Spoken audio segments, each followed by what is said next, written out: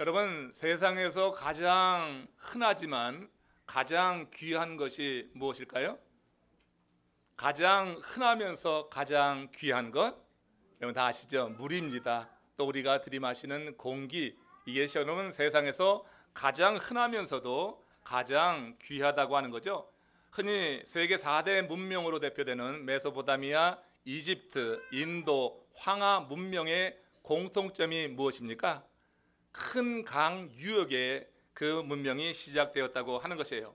그러니까 그 흔한 물이 오늘날 전 세계를, 인류를 생존케 한 그 생명의 근원이 되었다고 하는 것이죠. 오늘 본문에서 에스겔이 바라본 이 이상은 그 가장 흔하고 귀한 이 물의 이미지로 임한 것을 보게 됩니다. 오늘 이 말씀 속에서 오늘 우리에게 주시는 큰 교훈이 있는데, 여러분 귀를 세워서 마음을 열고 듣는 가운데 하나님이 우리에게 주시는 은혜 그대로 이 에스겔이 바라봤던 성전에서 흘러오가는 그 물이 우리의 심령을 적시고 우리가 새롭게 태어나는 그런 소망 중에 서는 시간 되기를 주의 이름으로 축원합니다. 에스겔서 47장 1절 말씀부터 읽겠습니다. 같이 읽어봅시다. 그가 나를 데리고 성전 문에 이르시니 성전의 앞면이 동쪽을 향하였는데 그 문지방 밑에서 물이 나와 동쪽으로 흐르다가 성전 오른쪽 제단 남쪽으로 흘러 내리더라. 여러분 보세요. 솔로몬 성전이 세워져 있던 그 예루살렘에는요, 이방의 여느 그 도시들과는 달리 큰 강이 없었습니다. 이방의 나라들은 큰 도시가 형성되려고 하면 또 큰 강 주변에 서지 않습니까? 근데 사실 예루살렘은요, 해발 800m의 고원지대에 있습니다. 그래서 현실적으로 큰 강이 존재할 수 없다고 하는 거죠. 강은 높은 곳에서 내려온 물이 모여서 형성이 되는데 이미 예루살렘은 800미 그 고원지대에 있어서 작은 그런 천에 있었을지라 몰라도 큰 강은 존재할 수 없다고 하는 거예요. 이 점에서 지금 에스겔이 본 이상은 영적으로 매우 큰 의미를 전해주는 거예요. 그래서 이 문지방에서 새어나온 그 물이 어디를 들어가든지 그곳에 생명이 소생하는 역사가 일어나는 오늘 본문 속에서 오늘 우리에게 주는 그 교훈 한번 깊이 살펴보는데, 이 물이 들어감으로 인하여서 생명이 소생하는 장면 먼저 한번 읽어보면 에스겔서 47장 9절 말씀입니다. 같이 읽습니다. 이 강물이 이르는 곳마다 번성하는 모든 생물이 살고 또 고기가 심히 많으니 이 물이 흘러 들어가므로 바닷물이 되살아나겠고 이 왕이 각처의 모든 것이 살 것이라. 자, 여기서 에스겔이 말하고 있는 바다 있죠. 이 강물이 스며들어가는 바다가 살아난다 그랬어요. 이 강이 이르는 각처의 모든 것이 살 것이다 그랬는데, 그 바다가 무엇을 의미합니까? 그 바다는 그 이스라엘에 있는 사해를 말하잖아요. 생물이 살 수 없는 죽은 바다 사해를 말하는 것입니다. 문자 그대로 아무 생물도 살지 못해서 죽은 바다로 일컬어지는 그 바다에 하나님의 성전에서 흘러나온 물이 들어가면서 모든 생물이 노니는 놀라운 변화가 나타난다고 하는 거예요. 이 이상을 하나님께서 에스겔의 눈을 열어서 보여준 거예요. 지금 에스겔은 어디에 있습니까? 그 몸이 바벨론의 포로로 잡혀가 있어요. 바벨론은 우상을 숭배한 죄로 인하여서 하나님께서 이스라엘 치심으로 인해서 이 이스라엘 백성들이 바벨론에 가서 포로 생활을 하고 있다고 하는 거예요. 그러면서 한 25년 정도의 시간이 흘렀습니다. 그 시간 동안 예루살렘이 어떻게 됐겠어요? 아주 황폐해졌단 말이에요. 그런데 지금 에스겔의 눈을 열어서 하나님 보여주시는 그 이상은 그 황폐한 예루살렘이 아닌 것이었어요. 정말로 모든 생물이 살아나는 아름다운 예루살렘 성전이요, 그리고 그곳에서 아름다운 예배, 제사가 이루어지고 있는 그 장면을 보여준 것입니다. 여러분, 하나님께서 택한 사람들에게 눈을 열어주셔서 어떤 이상을 보여주실 때는 다 특별한 뜻이 있는 것입니다. 하나님의 계획이 있어서 그 사람을 택해서 그 사람의 눈을 열어서 새로운 세계를 보여주신 것이란 말이에요. 그렇다면 에스겔에게 이 이상을 보여주신 하나님의 뜻이 분명히 있을 것이라고 하는 거죠. 그 뜻이 무엇인가? 이를 알기 위해서 에스겔이 이 이상을 본 시기에 대해서 살펴볼 필요가 있는데, 좀 전에 말씀드렸지만 말씀을 통해서 한번 확신해 봅시다. 에스겔서 40장 1절 말씀입니다. 같이 읽습니다. 우리가 사로잡힌 지 25째 해 성이 함락된 후 14째 해 첫째 달 10째 날에 곧 그날에 여호와의 권능이 내게 임하여 나를 데리고 이스라엘 땅으로 가시더라 했습니다. 지금 하나님은 에스겔을 바벨론에서 포로 생활한 지 25년 되던 해에 하나님의 신으로 그를 강권했어요. 하나님의 신으로 그를 강권해서 에스겔은 저항할 수 없는 하나님의 그 권능에 의해서 몸은 바벨론에 있는데 그의 영이 예루살렘으로 나아가는 아주 특별한 그런 영적인 체험을 하게 되었다고 하는 것이에요. 하나님은 거기서 에스겔에게 이미 말씀드렸던 것처럼 예루살렘 성전의 회복에 대해서 일러주셨고 제사가 회복되는 그런 환상을 보여주셨어요. 이러볼 때 여러분 여기에 특별한 의미가 있다고 하는 것이 이런 환상과 이런 이상 속에서 하나님이 뜻하신 바가 무엇이냐고 하는 것입니다. 하나님은 에스겔부터 소망을 가지게 하심으로 인하여서 그 민족의 미래 가운데 하나님의 역사가 있을 것이고 하나님께서 그 백성을 다시 회복시켜 주실 것이라고 하는 그런 말씀을 선포하라고 하는 거예요. 지금 에스겔이 어디 있다고 그랬어요? 바벨론의 포로로 잡혀가 있고 그 동족들과 함께 모진 고난 가운데 있어요. 어둠의 그런 휩싸여 있는 그런 상황입니다. 이런 에스겔을 지도자로 택하셔서 하나님께서 그를 통하여서 그 백성을 버리지 않았다. 이 백성을 내가 돌볼 것이다. 회복시킬 것이다. 하는 그런 사명을 맡기시기 전에 하나님의 에스겔의 눈을 열어서 먼저 예루살렘의 회복에 대해서 보여주신 것이라고 하는 거예요. 제사가 회복되어서 성전 제사가 회복됨으로 말미암아 하나님께서 그 백성을 다시 일으켜 세우실 것에 대해서 소망 있게 하기 위해서 지금 이 에스겔에게 이런 이상을 보여준 거라고 하는 것입니다. 당시 이스라엘 백성들은 사해처럼 영육간에 전혀 소망이 없는 상태에 빠져 있었어요. 에스겔이 본 또 다른 환상이 있죠. 마른 뼈 환상을 보면은 바로 그 당시 이스라엘 백성들이 어떤 상태에 있었는지를 잘 보여줍니다. 에스겔서 37장 1절 2절 말씀 함께 했습니다. 여호와께서 권능으로 내게 임재하시고 그의 영으로 나를 데리고 가서 골짜기 가운데 두셨는데 거기 뼈가 가득하더라. 나를 그 뼈 사방으로 지나게 하시기로 본즉 그 골짜기 지면에 뼈가 심이 많고 아주 말랐더라. 뼈가 심이 많고 아주 말랐더라. 그 골짜기 주변에 뼈가 많고 그런데 아주 말라버렸어요. 이것이 바로 그 당시 이스라엘 백성들의 영적인 상태였다고 하는 것이에요. 포로로 잡혀가 있는 그들은 그야말로 메마를 대로 메말라버린 것입니다. 육신의 고통은 말할 것도 없고 영적으로도 메말라 있었다고 하는 것이에요.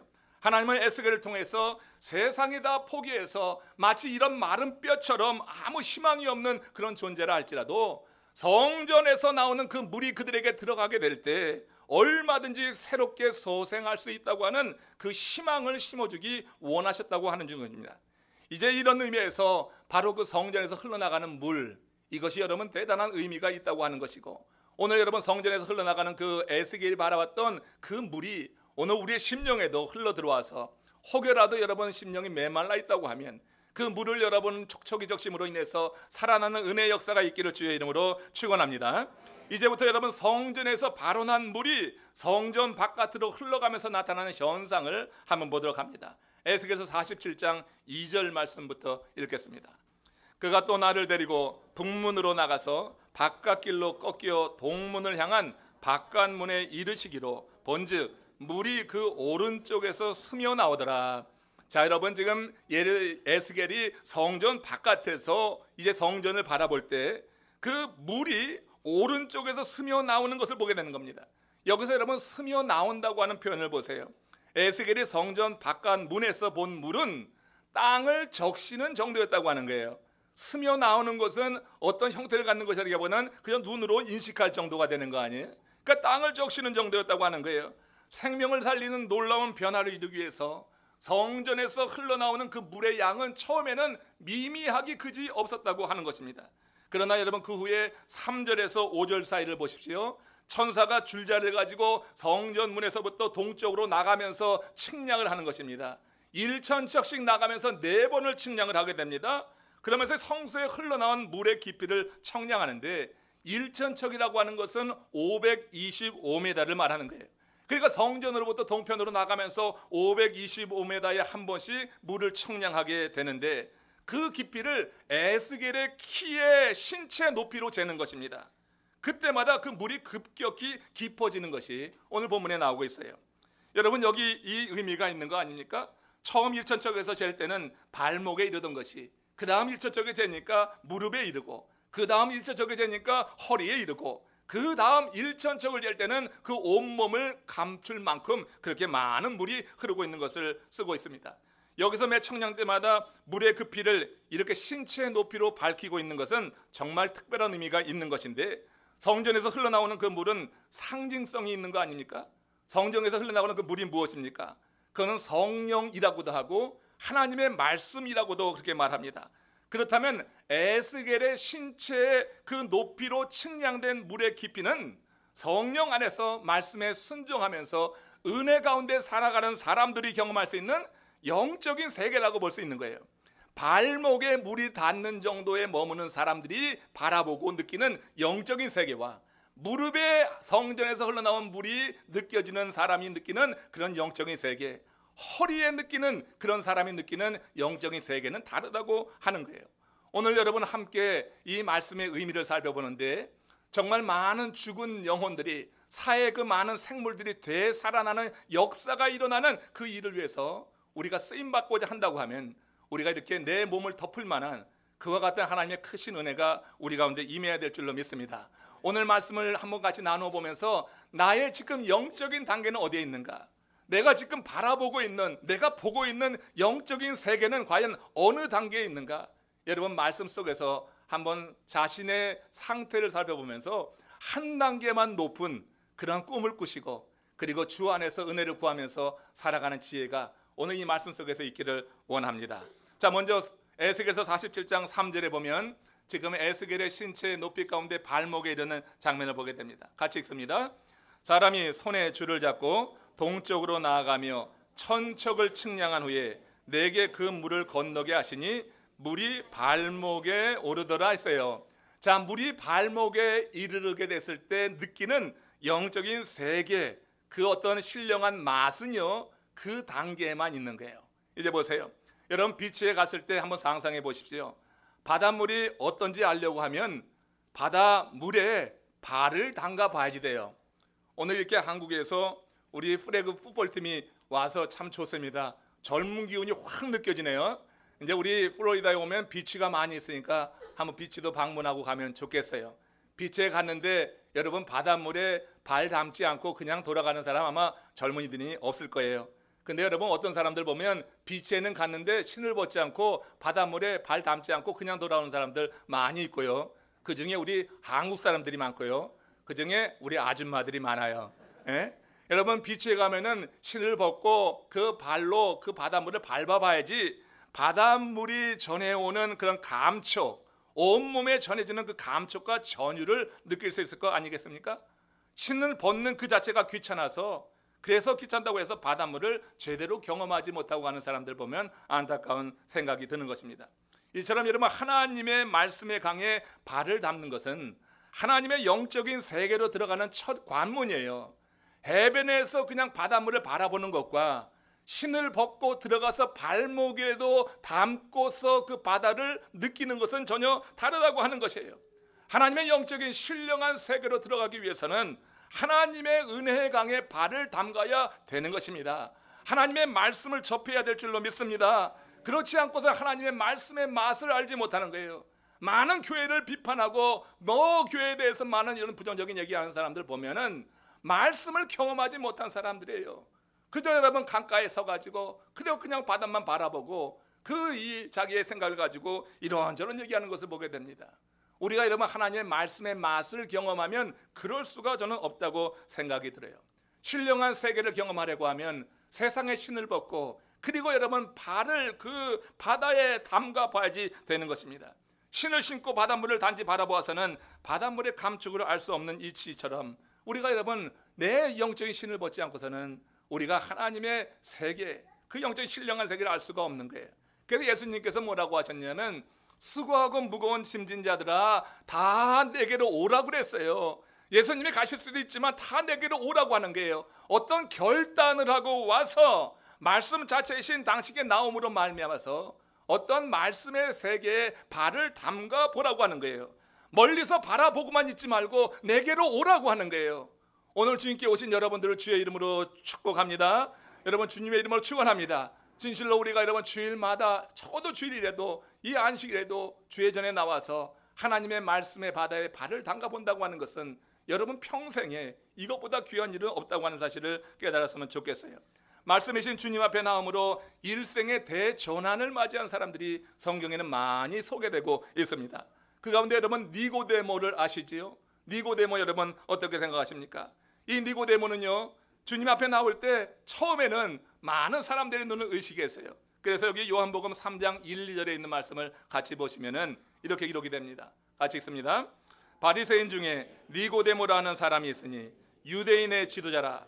그가 밤에 예수께 와서 이르되 랍비여, 우리가 당신은 하나님께로부터 오신 선생인 줄 아나이다 그랬습니다. 여러분 니고데모가요, 멀리서 바라보지 않고 이제 주님 앞으로 나갔습니다. 그야말로 수고하고 무거운 짐진 자들아 다 내게로 오라고 하는 말씀에 따라서 나갔을 것입니다. 여러분 니고데모가 그런데 주님께 나간 그 시간이 한밤중이었다고 하는 걸 기록하고 있죠. 니고데모의 신분을 이 본문에서는 유대인의 지도자라고 했어요. 이 니고데모는 최고층 그런 권력자요, 또한 지식층이었어요. 그러니까 여러분 최고의 권력층에 있으면서 또 최고의 지식을 갖고 있는 그 사람이 시골에 있는 랍비, 그 한 랍비에 불과한 예수님께 나가서 어떤 가르침을 받는다고 하는 것은 그 맛을 보기 전에는 이게 여러분 사람들의 눈이 의식되는 거예요. 그 최고 지위에 있는 사람이 시골 교사에게 나가서 어떤 가르침을 받아야 된다고 하는 거니까 처음에 그 맛을 알기 전에는 사람들의 눈치가 보이는 거예요.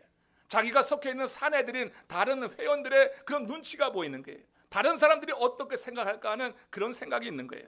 그래서 여러분 그가 밤에 예수님께 왔던 것입니다. 그리고 와서 하는 말을 물어보니까 그가 그곳에 온 이유를 알 수가 있어요. 랍비여, 우리가 당신은 하나님께로부터 오신 선생인 줄 아나이다. 그가 여러분 직접 말씀을 듣지 않았지만 전해 듣는 말을 통하여서 예수님에 대해서 바른 이해를 갖고 있었다고 하는 것이고, 이제는 자기가 결단하고 나와서 예수님과 대면하면서 1대1로 예수님의 말씀을 듣는 가운데 이제 그의 신앙이 자라가고 있는 것을 보게 되는 거예요. 이렇게 여러분 사람의 눈을 의식해서 한밤중에 나왔던 니고데모지만 예수님 십자가에 달려 돌아가신 이후에 예수님의 시신의 발을 향품을 가지고 새벽 미명에 그 예수님을 찾아나가는 것을 여러분 아시죠? 여러분 그 무덤으로 나가서 예수님의 시신에 향품을 바르려고 하는 그 모습을 보게 됩니다. 향품 가지고 가는 니고데모는 이제 사람들의 시선을 의식하지 않아요. 처음에 와서 예수님을 만났을 때는 그때는 사람들의 눈이 의식돼서 한밤중에 와서 이렇게 살짝 만나고 갔지만 예수님을 만나서 말씀을 경험했습니다. 예수님을 한번 경험했습니다. 그리고 나서 그의 삶의 변화가 이루어졌어요. 비록 밤의 틈을 타서 왔지만 예수님을 대면하고 그 말씀의 발목이라도 담아본 경험이 있었기 때문에 그 한 번의 경험이 얼마나 좋았던지 이제 이 니고데모는 사람들의 시선을 의식하지 않고 은혜를 사모하면서 예수님께 나아갔다고 하는 것이에요. 여러분 예수님을 만나서 발목이라도 그 말씀에 담가보면은 우리 삶에 이런 변화가 찾아오는 거예요. 이제는 어떤 신분의 벽이 그를 가로막지 못하는 거예요. 우리를 가로막는 모든 장벽으로부터 자유하고 그 가운데 하나님이 주시는 말씀 가운데 더 깊이 들어가게 되더라고 하는 것입니다. 12의 혈병을 한 여인을 보면은 그는 율법의 장벽에 갇혀 있지 않았어요. 율법으로 인하여서 예수님을 만나고 싶어도 만나지 못했지만 그는 죽기를 각오하고 예수님께 나갈 때는 율법의 장벽을 넘은 것입니다. 율법의 장벽을 넘고 나가서 예수님을 만난 그 여인을 예수님 또한 율법의 규정을 넘어서는 큰 사랑으로 그 여인이 생각했던 것처럼 죽이지 않고 율법의 규정에 따라서 그렇게 죽도록 버려두지 않고 그 여인을 맞이하며 치유하신 그 사건이 있단 말이에요.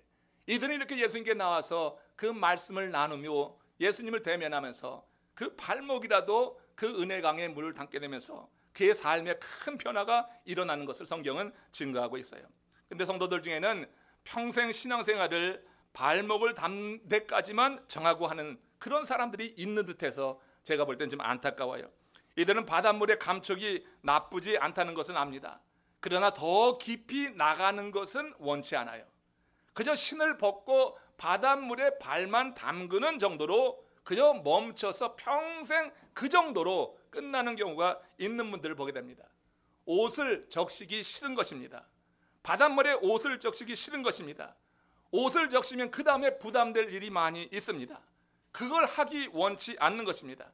그 결국 평생의 발목까지만 그 한계를 정하고 그 이상의 어떤 시도도 하지 않는 그런 경우가 있어요. 여러분, 바다에 가면은 내 옷이 물에 젖더라도 한번 물에 들어가 보시기를 권합니다. 그러면 여러분, 물에 들어가서 느끼는 그 자유함이 있는 것이고, 물에 들어갔을 때 느끼는 그 기쁨이 있는 거예요.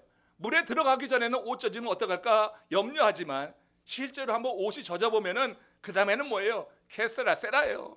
그저 여러분 물속에 들어가서 즐거운 물놀이 시간을 가질 수가 있는 것입니다. 우리가 여러분 내 생각을 가지고 발목만 담고 나오려고 하는 이 반복된 생활 속에서는 영적인 세계가 거기에 국한되는 거예요. 그 정도로 멈추는 거예요.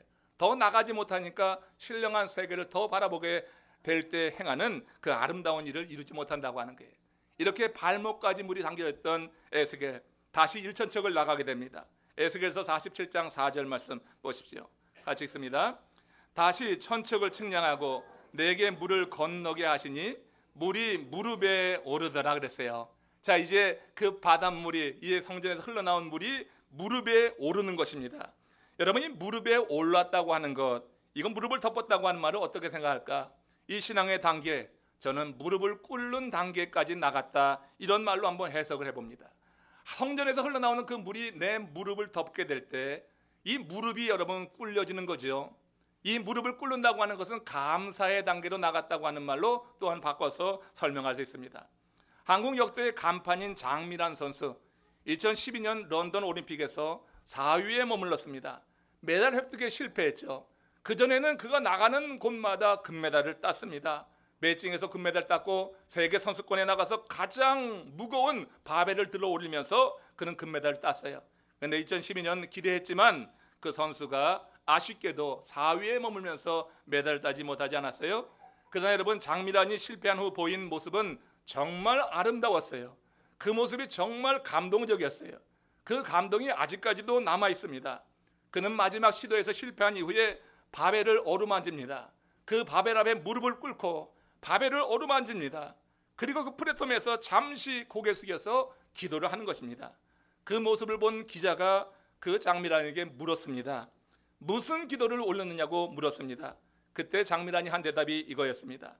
예전에는 좋은 성적에 대한 감사의 기도를 드렸는데 아쉽지만 오늘은 최선을 다한 것에 대한 감사의 기도를 드렸습니다. 여러분, 성공해서 금메달을 딸 때나 실패해서 노메달에 그칠 때나 여러분, 무릎에 하나님의 성전에서 흘러나온 물을 경험한 사람은 그런 순간에도 감사가 나오는 줄로 믿습니다.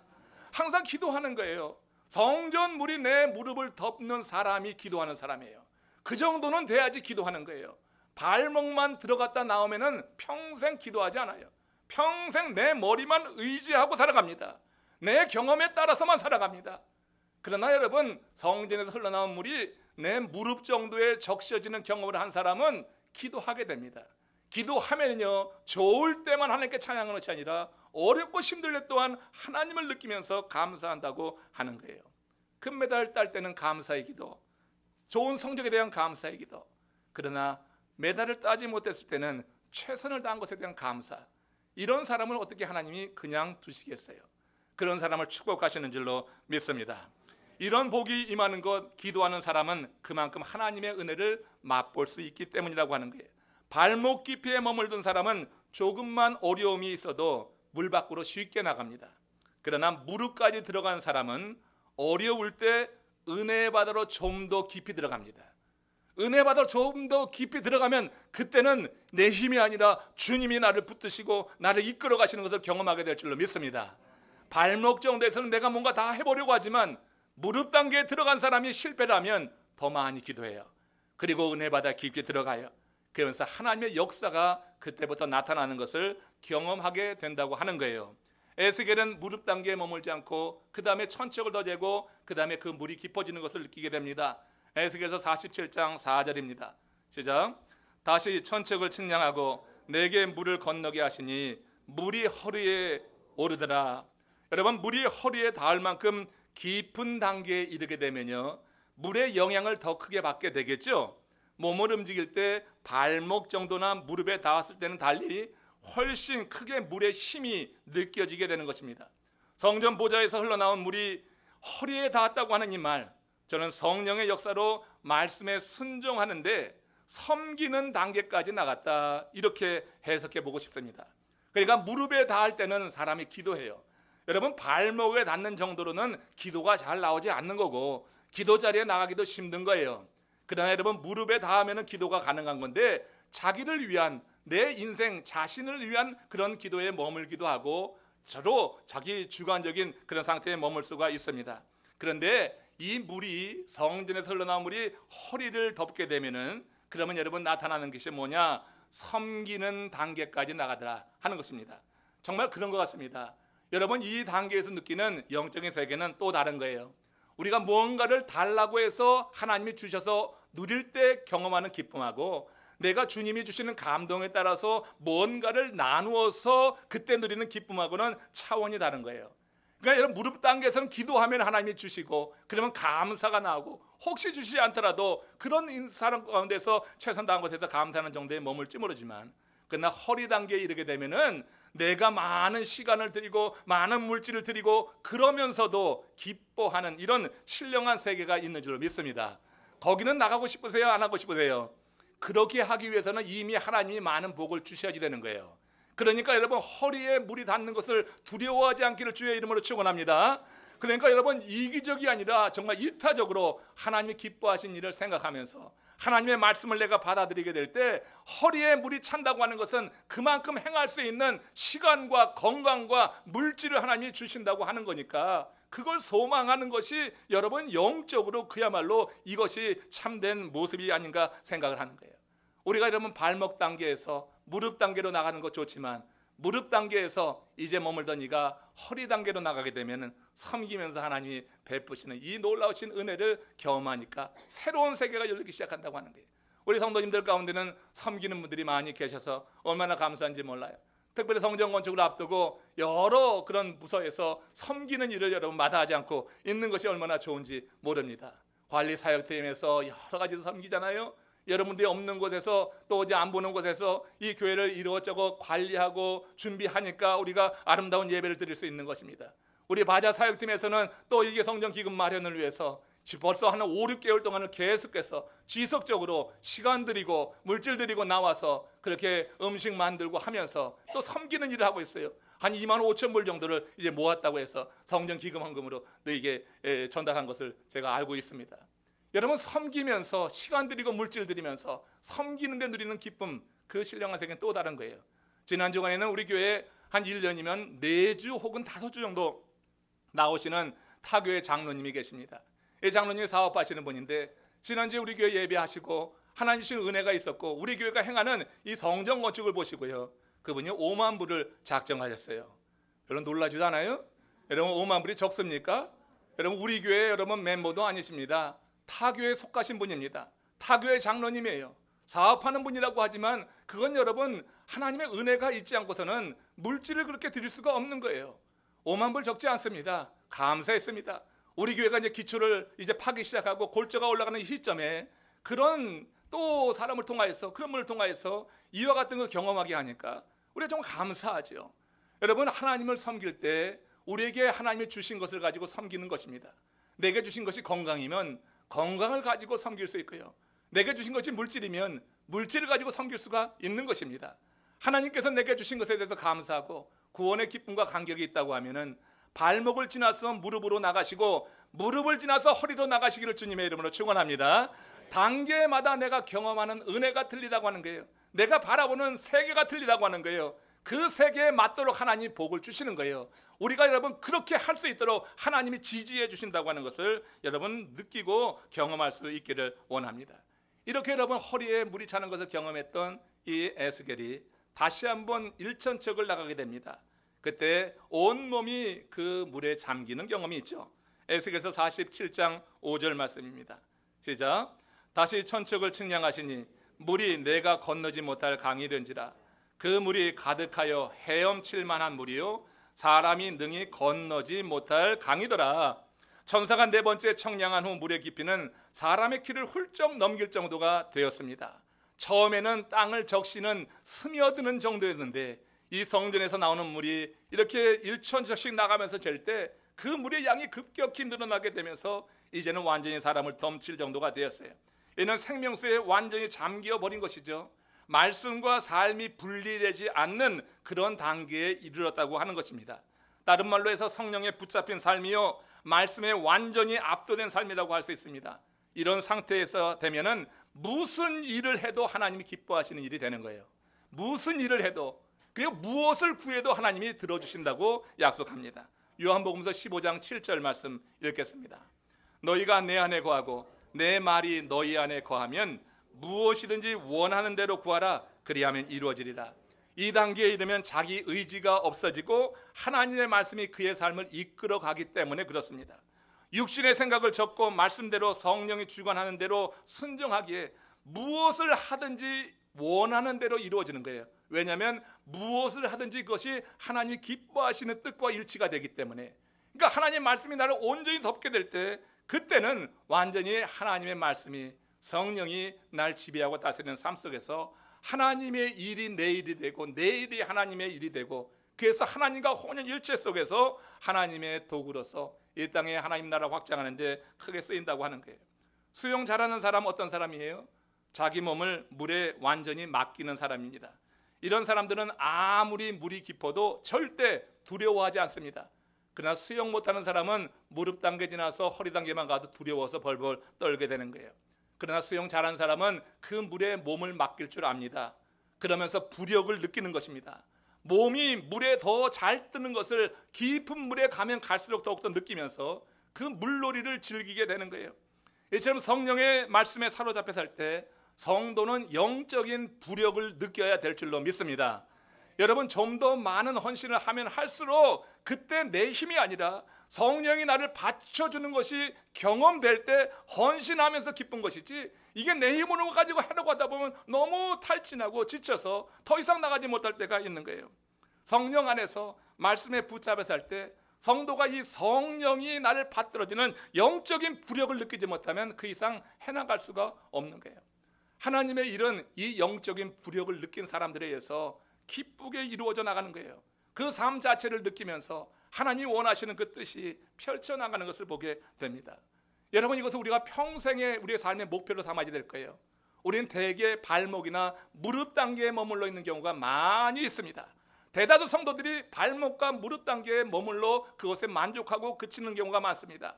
허리까지 가는 경우 많지 않습니다. 그러나 우리가 같이 신앙생활하는 공동체 안에도 허리까지 하나님의 물이 닿는 사람들이 있습니다. 그런 사람들 통해서 하나님의 교회가 은혜롭게 사역을 이루어 나가는 것이에요. 여러분, 지금 어느 단계에 있습니까? 한 단계만 높이 여러분들이 영적인 목표를 세워두시기를 바랍니다. 두 단계를 뛰려고 하다가는 그야말로 황새 쫓아가던 그 뱁새 꼴 나는 거예요. 할 수가 없어요. 그러나 하나님의 은혜가 임하시면 어느 한순간이라도 완전히 말씀에 사로잡혀서 성령이 지배하는 가운데 내 욕심이 아닌 하나님의 소원을 이루어드리는 하나님의 사람이 될 수 있는 줄로 믿습니다. 사역은 우리가 하나님이 나와 함께 하시는 은혜 안에서 성령이 나를 받들고 있는 이 영적인 부력을 확실히 느끼게 되면 열매가 분명히 맺혀져야지 된다고 하는 것이고요. 저와 여러분들이 그런 꿈을 한번 꿔보는 가운데 우리 교회가 하나님의 은혜가 보이는 그런 교회가 되기를 원하는 거예요. 성령이 나를 바치고 있다고 하면 삶의 모든 상황 속에서 우리는 하나님 앞에 그저 모든 것을 맡기는, 그야말로 완전히 맡기는 바울과 같은 삶을 통해서 하나님 베푸는 은혜를 경험하게 될 거예요. 말씀을 마치면서 여러분, 의미 있는 이야기 하나입니다. 한 나라의 온 국민이 깊은 슬픔에 젖은 그런 표정을 짓도록 정해진 날이었습니다. 그런데 그날 한 남자가 그만 웃는 얼굴을 하고 말았습니다. 그 모습을 본 애국 시민이 분노를 했어요. 아니, 이렇게 슬픈 날 감히 웃다니. 그래서 그 남자는 신고를 받고 출동한 비밀경찰에 끌려가서 문초를 당한 다음에 감옥에 수감됐습니다. 형기를 다 채운 이 남자가 출감하던 날 그는 웃었다는 죄로 전과자가 된 자신의 신세가 처량했어요. 그래서 참담한 심정으로 터벅터벅 걷다 보니 어느새 안개 낀 부둣가에 이르게 되었습니다. 거기서 남자는 처량한 얼굴로 하늘을 쳐다봅니다. 그때 지나가던 갈매기 떼가 있어요. 끼룩거리는 그 갈매기 떼를 쳐다보고 있는데 어디선가 한 무리의 비밀 경찰이 또 급히 찾아오더니 불문곡직 그 남자를 체포해 가는 것이었어요. 그날은 온 국민이 기뻐해야 하는 국경일이었던 것입니다. 처량할 표정을 지었다는 것이 이 죄목이 되고 말았어요. 슬픈 표정을 지은 것이 죄목이 되었어요. 이 웃긴 이야기가 노벨문학상 수상작가 하인리 베리 쓴 웃는 얼굴이란 단편 소설의 줄거리입니다. 언제 웃어야 될지, 언제 울어야 될지, 우리 여러분 인생을 살다 보면은 이래도 안 되고 저래도 안 되는 인생의 난관에 부닥칠 때가 있어요. 이것을 해도 안 되고 저것을 해도 안 되는 거야. 이게 안 되니까 이렇게 하면 살 수 있을까? 이 길을 가보는데 이것도 안 되는 거예요. 이 비즈니스 해봤는데 별로 재미를 못 봤어. 다른 비즈니스 찾아보는데 더 고생만 하고 완전히 있던 것마저 다 탕진하고 말았어. 이래도 안 되고 저래도 안 되는 그런 일들이 많은 우리 이민자들의 삶 속에 있습니다. 여러분들 가운데 정말 힘든 상황 가운데 정말 하나님이 있는 것인가 하는 그런 퀘션을 하면서 어렵게 이 자리에 나온 분도 없지 않아 있을 것입니다. 인생의 난관 우리라고 여러분 피해가지 않습니다. 믿는 사람에게도 고난의 시간 옵니다. 어떤 때는 정말 이래도 안 되고 저래도 안 되고 웃어도 안 되고 울어도 안 되고 그럴 때가 우리 가운데 있습니다. 그러나 그런 때라도 말씀에 붙잡혀 사는 사람은 그 모든 어려운 순간들을 하나님과 함께 하는 줄로 믿습니다. 그런 순간에도 말씀에 붙잡혀 살 때 하나님이 나를 받들고 있구나, 하나님의 전능하신 손이 내 삶의 밑바닥을 받치고 있지, 내 삶을 하나님께서 붙들고 있다고 하는 그런 믿음은 변치 않아요. 하나님의 말씀에 붙잡혀 있는 사람도 이래도 안 되고 저래도 안 되는 세상 일을 경험하지만 그 가운데 하나님의 성령 안에서 말씀 가운데 살아가는 사람들, 하나님과 함께하는 길을 택합니다. 절대로 바깥으로 나가지 않습니다. 구원은 하나님의 사람들, 적어도 발목에 물이라도 담그면은 그런 사람들은 나가지 않을 것이라고 저는 생각합니다. 발목에 담그면 평생 그렇게 나가서 부끄러운 구원을 얻을지 모르지만 바깥으로 나가지 않을 거예요. 문제는 바깥에서 그냥 바라보고 있는 사람들입니다. 함께 믿음 생활하는 우리들이지만 여전히 바깥에서 그냥 바다를 바라보고 있는 그런 단계에 있는 분들이 있습니다. 여러분, 오늘 주님이 주시는 말씀 안에서 내게 도전이 됐다고 하면은 신을 벗으십시오. 세상의 신을 벗고 한번 들어가 보십시오. 일단 말씀의 맛이 어떤가 알아보길 원합니다. 그래서 그 맛을 안 이후에는 이래도 안 되고 저래도 안 돼도 그래도 항상 내면에 하나님 주신 평안을 가지고 우리의 인생을 하나님이 뜻하신 길로 나가기를 소원합니다.